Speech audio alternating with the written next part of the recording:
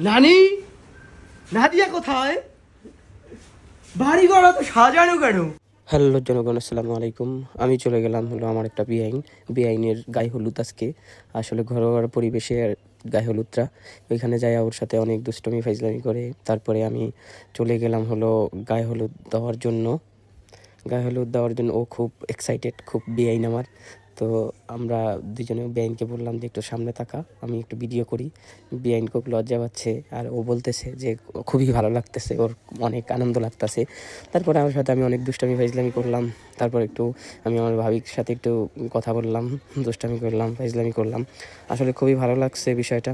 তারপর ওর সাথে আমাদের জন্য নিয়ে আসছে হলো শরবত নিয়ে আসছে। তারপরে শরবত আনার পরে ও আরও নিয়ে অনেক কিছু নিয়ে আসছে আমাদের জন্য, মিষ্টি, তারপর বিস্কিট, চা, আর অনেক কিছু আপ্যায়ন নিয়ে আসছে। তারপরে ও ফাইনালি সেজে গুজে বসে আছে।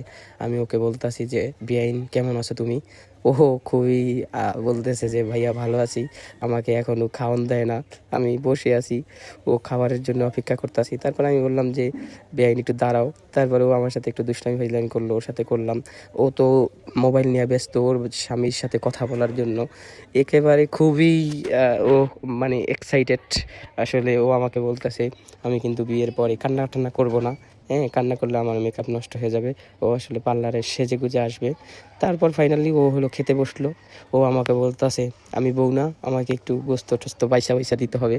তো ওর পাতে কিছুই পড়ে নাই, পড়ছিল ওর পাতে, ওর থেকে আমি নিয়ে আসছি ওর পাত থেকে। তারপর ও তো কথা বলতেছে ওর হাজব্যান্ডের সাথে আর খাইতেছে। তো ও আমাকে দেখাইতেছে, হ্যাঁ যে মেহেদি দিছি। তারপরে ও হলো ওই যে ওর হাজব্যান্ড হলো ভয়েস দিছে, কথা বলতেছে। ও তো পুরাই বিয়ের জন্য পুরাই পাগল ভাই, ওর বয়স তো তেমন একটা হয় নাই, মোটামুটি আকারে। তারপর ফাইনালি হলো আমরা বসে গেলাম ওর এই হলুদ দেওয়ার জন্য, ঘরে চেয়ারের মধ্যে বসায়া তারপরে হলুদ দিতেছি।